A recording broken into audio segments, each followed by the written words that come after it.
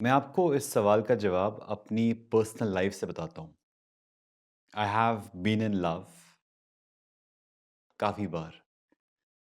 पहली बार जब स्कूल में था कि ये पहली बार प्यार हुआ है मतलब ये पक्का वाला प्यार है। और उस समय जो विजुअलाइज़ेशन थी वैसी थी कि इसी के साथ बस लाइफ लॉन्ग रहना है। नॉट रियलाइज़िंग वो सिर्फ़ एक क्रश था, एक तरफ़ा प्यार कि बस यही सब कुछ है। फिर कॉलेज में गया, फिर से लगा कि बस यही वाला प्यार है मतलब क्योंकि कॉलेज में प्यार होता है ना, ये दिखाया गया मूवीज़ में। तो आई वाज़ लाइक कि हाँ, she is the one. But then वो भी क्रश था, जो क्रश हो गया।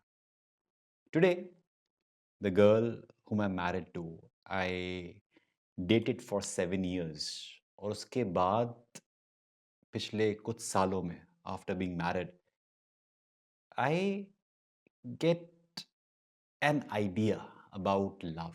आई विल स्टिल से कि मैं खुद अभी समझ रहा हूँ कि प्यार क्या है बिकॉज़ इतना बड़ा शब्द छोटा है बट इतना इतना बड़ा इसका मीनिंग है, इतनी इसमें गहराई है कि उसको समझने के लिए आई विल टेक हेल्प अगर आप अलाउ करें। She is here, I will like bring her in the frame and maybe both of us can answer this question कि व्हाट इज़ लव?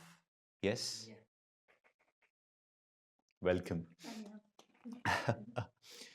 सो सुकलीन, एक सवाल था कि what is love? You must have heard.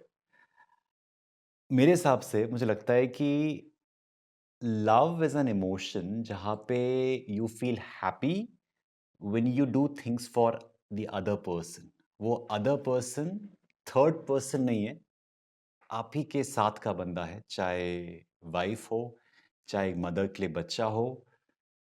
The happiness which the person gets when the person does something for that person, that is love.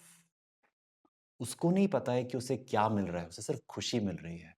Exchange जो हो रहा है दो लोगों के बीच में, मेरे एक्शंस हैं, मैं कुछ कर रहा हूँ, लेकिन मुझे उससे जो खुशी मिल रही है, दैट इज लव।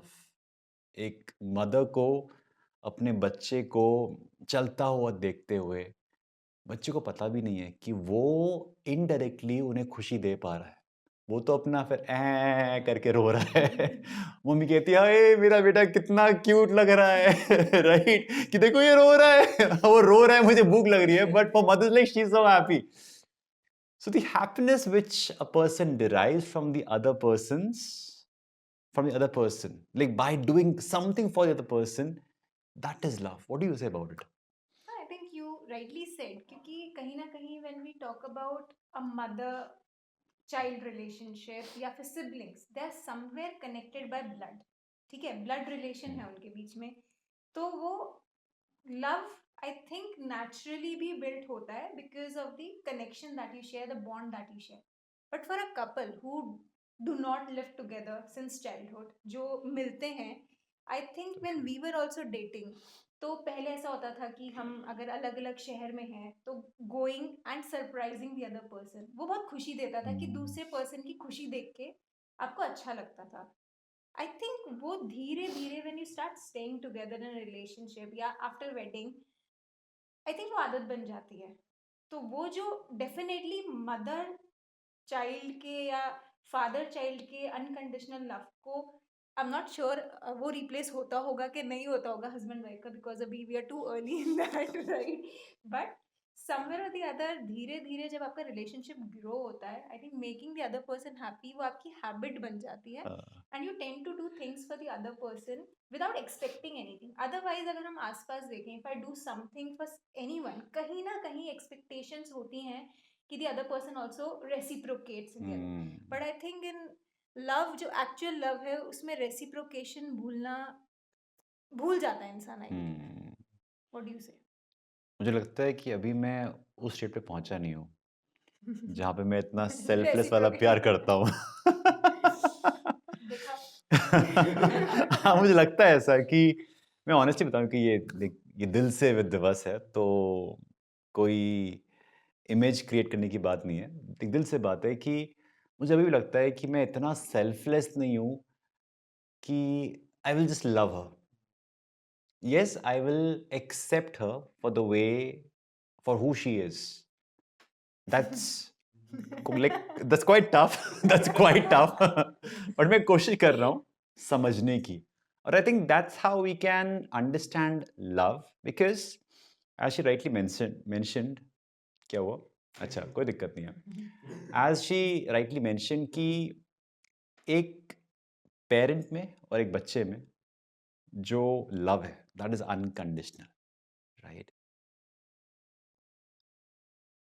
वहां पे जो रिलेशनशिप इस्टेब्लिश हुई वो दो लोगों की रजामंदी से नहीं हुई बट यहाँ पे जो ये रिलेशनशिप इस्टेब्लिश हुई वो दो लोगों की रजामंदी से हुई after spending more than 2 decades living the way we felt was right हमारे अपने मेंटल बिलीव्स हैं कंस्ट्रक्ट्स हैं जिसको हम फॉलो करते आ रहे थे और अब साथ में आना साथ में रहना spending more time with each other than spending with our parents, you are trying to understand and accept the other person. That is where the bigger challenge comes in. Every single day. You're like, अरे होता ना कि like प्याज है आपने एक layer उतारी अरे एक और लेयर है अरे एक और लेयर है अरे एक और लेयर है तो आंसू निकलते हैं जब लेयर के बाद लेयर के बाद लेयर निकलती है but then you like okay that's how it works that's how it works you accept it कि वो उसका बट नेचर आई है थिंक जरूरी है व्हेन यू जरूरी टेंड है to stay with the other person तो आपको लगता है कि जिस फिलॉसफी के साथ आप जीते आए हो राइट आपको पता चलता है कि वो सही थी या गलत थी अदरवाइज क्या होता है अगर आप एक फैमिली को बिलोंग करते हो आप एक फैमिली में रहते हो तो आपको लगता है हम सही हैं बाकी सब गलत है अपनी फैमिली में क्या होता है कि अरे वो ऐसे हैं हम लोग ठीक है हमारे हम लोग सब सही हैं ऐसा ही होता है but when you involve your self with other person friends के साथ भी आप बहुत रहते हो बट फ्रेंड्स के साथ आप उनके घर में नहीं रहते उनके घर वालों के साथ इतना ज़्यादा टाइम स्पेंड नहीं करते तो शायद आप गलत हो तो आपको नहीं पता चलता but when you start staying together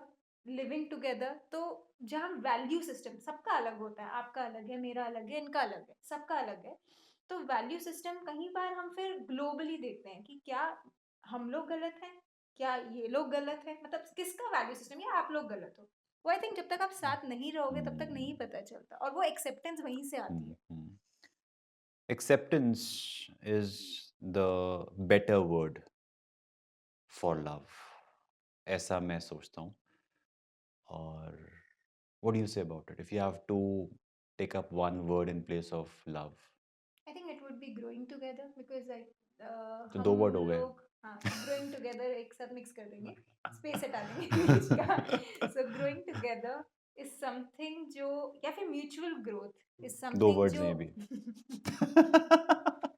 okay we take that growth oh smart growth is something अगर जो हमें symbiosis सिम्बायोसिस एग्जैक्टली तो दैट इज जो मैंने अपने रिलेशन में देखा है हम दोनों ने साथ में ग्रो किया है सो आई थिंक वो हमारे लिए मेरे लिए स्पेसिफिकली वो लव की डेफिनेशन होगी कि अगर दोनों साथ में ग्रो नहीं कर रहे हैं एक यहाँ पहुंच गया एक यहाँ रह गया तो वो लव नहीं है शायद एक तरफा प्यार था जो क्रश हो गए हाँ यार कोई नहीं बट जो मिली वो अच्छी मिली ए